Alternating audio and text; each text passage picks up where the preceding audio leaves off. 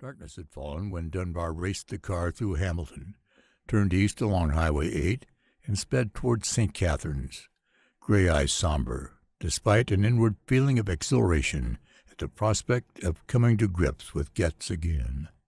In view of the forthcoming royal visit, the Canadian government was taking extraordinary precautions to prevent any happening that might disturb the country before or during Their Majesties' friendship tour of the Dominion.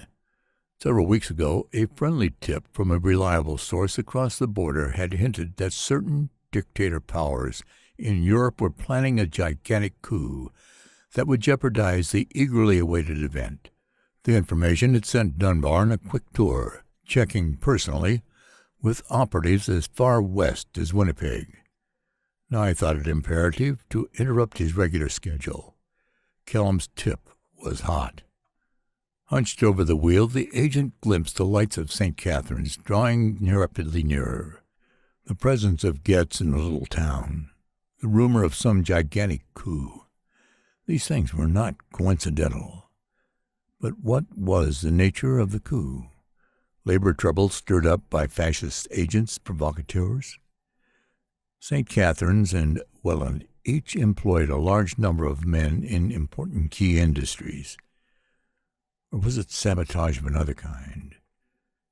Dunbar felt an ugly chill trickle along his spine.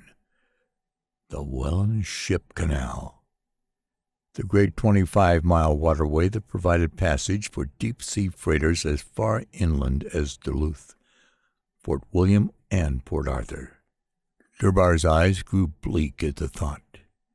Even the task of demolishing that mighty superstructure was not beyond the ambitious dreams of Professor Death's warped brain. He rolled a car into town, braked in front of the Lincoln Hotel, with 8 minutes still to go before 10 o'clock. An inquiry for Kellam met with the request for his own name. On hearing it, the desk clerk, a courteous, freckle-faced young chap, smiled in friendly fashion. He handed over a letter and a room key. "Mr. Kellam said for you to go up and wait, sir. Room 305. Dunbar rode to the third floor, unlocked the door to 305, and stepped inside. He switched on the light, tore open the envelope, and hurriedly scanned a few lines in Larry's familiar spidery handwriting. "Wait here until I return or phone. Got a lead on the two fellows I saw with Getz. Larry." Eyes worried, Dunbar paced the room restlessly. Crippled as a result of his accident, Larry was in no condition to be trailing Professor Death or his accomplices. When the phone rang a moment later, Dunbar jumped at it. A quick scoop jerked the handset to his ears.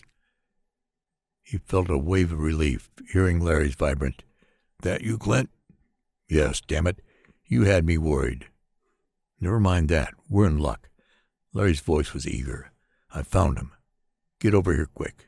I'm at Joe's service station, south end of town." He rattled off hurried instructions for finding the place. "I've learned plenty, Clint. His voice dropped to a whisper. "Someone calling in the office. Hang on while I get rid of him." Dunbar's keen ears caught a faint buzz of voices for a few seconds, then a deep silence that grew suddenly ominous.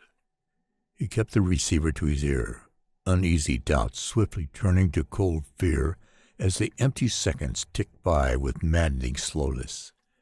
Then abruptly, Larry's voice, gasping and shot with fear, trickled over the wire. "Clint, knife me. Stemmen. Maltese Cross. 2 o'clock. 7 in safety. Clint, I'm going." There was death in the stillness that followed. Beads of sweat glistened on Dunbar's upper lip. Joe's service station was a small place, located on a road branching south out of the town. It looked deserted when Dunbar slammed screaming brakes home in front of the tiny office. He flung out of the car, crossed the concrete apron in leaping strides, and stopped dead in the doorway.